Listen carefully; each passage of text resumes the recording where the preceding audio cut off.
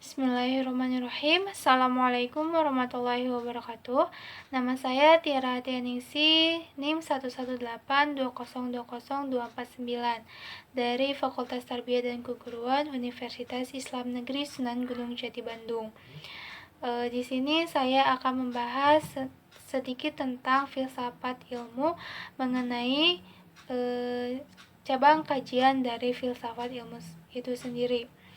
Kita ketahui bahwa filsafat ilmu itu sebagai suatu disiplin ilmu yang telah melahirkan 3 cabang kajian, yang diantaranya yaitu tentang teori hakikat atau kita sebut ontologi, teori pengetahuan kita sebut epistemologi, dan teori nilai yang kita sebut dengan aksiologi. Nah, di sini saya akan membahas tentang ontologi. Sebelumnya kita harus mengetahui terlebih dahulu apa itu ontologi. Nah, ontologi ini tuh berasal dari bahasa Inggris yang yaitu ontology, yang artinya berakar. Sedangkan dari bahasa Yunani, ontologi ini tuh terdapat 2 kata, yaitu on dan logos. On berarti di sini ada, sedangkan logos yaitu berarti keberadaan. Nah, sedangkan menurut Lawrence bahwa ontologi ini tuh berasal dari kata logos, yaitu berarti pemikiran. Jadi ontologi ini tuh merupakan suatu pemikiran yang mengenai yang ada dan keberadaannya. Nah, dapat kita simpulkan bahwa ontologi ini tuh yaitu ilmu yang membahas tentang hakikat sesuatu yang ada sehingga sesuatu tersebut bisa dipercaya oleh masyarakat. Aspek dari ilmu pengetahuan dalam hal ini ditentukan oleh metodis, sistematis, dan rasional. Seperti kita ketahui, yaitu benda mati, benda hidup, manusia individu, dan lain sebagainya. Nah, di sini juga ada aliran-aliran dari ontologi. Alirannya itu terdapat 5 aliran. Yang pertama yaitu ada monoisme. Nah, monoisme ini merupakan paham yang menganggap bahwa hakikat yang asal dari seluruh kenyataan itu hanya berasal dari satu saja, tidak mungkin berasal dari 2. Nah, jadi haruslah satu hakikat saja gitu ya sebagai sumber asal. Nah, aliran monoisme ini juga terbagi ke dalam 2 aliran lagi. Yang pertama yaitu ada aliran materialisme. Nah, aliran materialisme ini menganggap bahwa sumber yang asal itu adalah berasal dari materi, bukan dari rohani. Jadi aliran itu sering juga disebut dengan aliran naturalisme.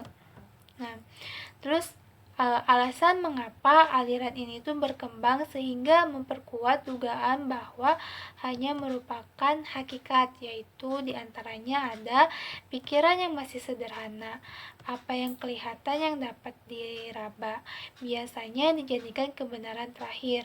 Yang kedua yaitu pikiran sederhana tidak mampu memikirkan sesuatu di luar ruang yang abstrak. Yang ketiga, penemuan-penemuan menunjukkan betapa bergantungnya jiwa pada badan. Oleh sebab itu, dari peristiwa jiwa selalu dilihat sebagai peristiwa jasmani. Jasmani ini tuh lebih menonjol dalam peristiwa ini. Dalam sejarahnya manusia memang bergantung pada benda seperti pada benda pada padi ya, seperti itu. Menurut Dewi Sri dan Tuhan muncul dari situ. Kesemuanya itu memperkuat dugaan bahwa yang merupakan hakikat adalah benda. Yang kedua yaitu ada aliran idealisme ya, yang tadi yang monoisme itu, yang keduanya aliran idealisme. Aliran idealisme itu dinamakan juga spiritualisme. Jadi idealisme ini merupakan serba cita ya. Sedangkan spiritualisme berarti serba ruh. Nah, idealisme ini tuh diambil dari kata idea, yaitu sesuatu yang hadir dalam jiwa. Aliran ini tuh beranggapan bahwa hakikat kenyataannya yang beraneka ragam itu semua berasal dari ruh atau sejenis dengannya. Beda ya yang tadi. Jika yang tadi itu berasal dari jiwa, sedangkan yang itu berasal dari ruh. Nah, alasan aliran ini tuh yang menyatakan bahwa hakikat benda adalah rohani, yaitu nilai ruh itu lebih tinggi daripada badan. Manusia itu lebih memahami dirinya daripada dunia luar dirinya. Materi ialah kumpulan energi yang menempati ruang. Dalam benda tidak ada, yang ada energi itu saja. Nah, selanjutnya ada yang kedua, aliran dualisme. Nah, aliran dualisme ini berbeda dengan aliran monoisme. Aliran dualisme ini yaitu aliran yang mencoba memadukan antara dua paham yang saling bertentangan, yaitu antara aliran materialisme dan aliran idealisme. Nah, menurut aliran dualisme ini, materi maupun ruh merupakan sama-sama hakikat. Nah, materi ini tuh muncul bukan karena adanya ruh, begitupun ruh muncul bukan karena adanya materi. Tetapi dalam perkembangan selanjutnya, aliran ini masih memiliki masalah dalam menghubungkan dan menyelaraskan kedua aliran tersebut. Nah, jadi sulit ya untuk menyelaraskan aliran materialisme dan idealisme. Yang selanjutnya ada aliran pluralisme. Nah, paham ini tuh berpandangan bahwa segenap macam bentuk merupakan kenyataan. Nah, pluralisme ini bertolak dari keseluruhan dan mengakui bahwa segenap macam bentuk itu semuanya nyata. Seperti itu, beda ya dengan dualisme dan monoisme. Yang selanjutnya yang keempat yaitu ada aliran nihilisme dalam filsafat. Nah, nihilisme itu berasal dari bahasa Latin yang berarti nothing atau tidak ada, sebuah doktrin yang tidak mengakui invaliditas alternatif yang positif. Nah, istilah nihilisme itu diperkenalkan oleh Ivan Turgenev pada tahun 1862 di Rusia. Doktrin tentang nihilisme sebenarnya sudah ada semenjak itu zaman Yunani kuno, yaitu pada pandangan Georgias yang memberikan 3 proses tentang realitas ya. Pertama, tidak sesuatu pun yang eksis. Yang kedua itu, bila sesuatu itu ada, ia tidak dapat diketahui. Yang ketiga, sekalipun realitas itu dapat kita ketahui, ia tidak akan dapat kita beritahukan kepada orang lain. Nah, seperti itu ya. Jadi dalam pandangannya itu, dunia terbuka untuk kebebasan dan kreativitas manusia. Mata manusia tidak lagi diarahkan pada suatu dunia di belakang ataupun di atas dunia dimanapun ia hidup. Aliran yang kelima yaitu aliran agnostisisme dalam filsafat.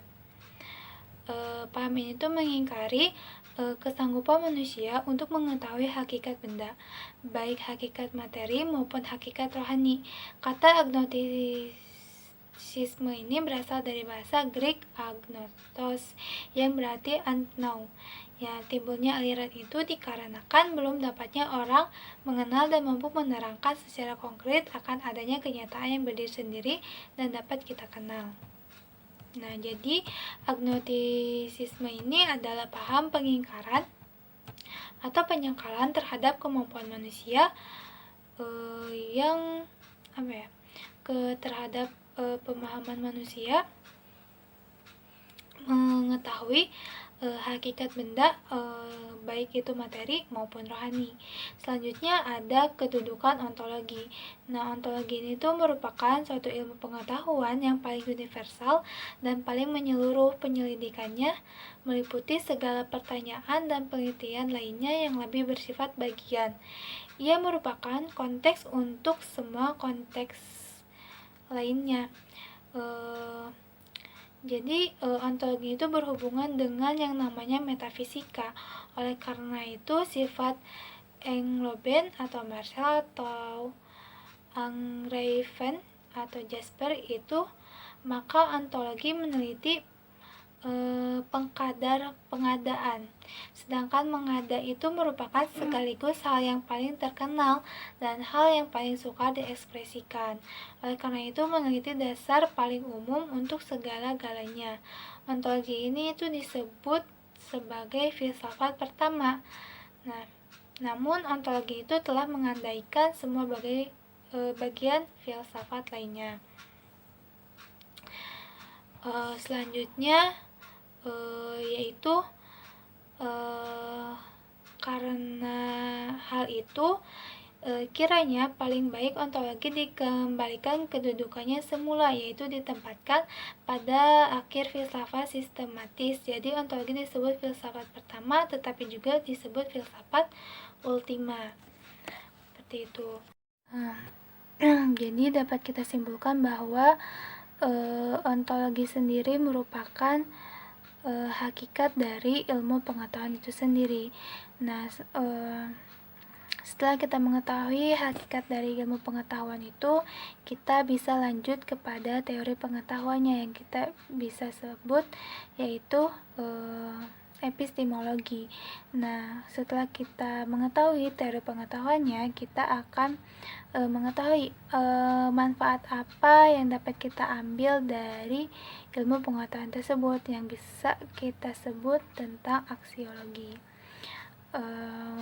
Mungkin cukup itu yang saya dapat jelaskan. Mohon maaf bila ada kekurangan dan salah kata. Kebenaran datangnya dari Allah Subhanahu wa Ta'ala, dan kesalahan itu murni datangnya dari diri saya pribadi. Terima kasih. Wassalamualaikum warahmatullahi wabarakatuh.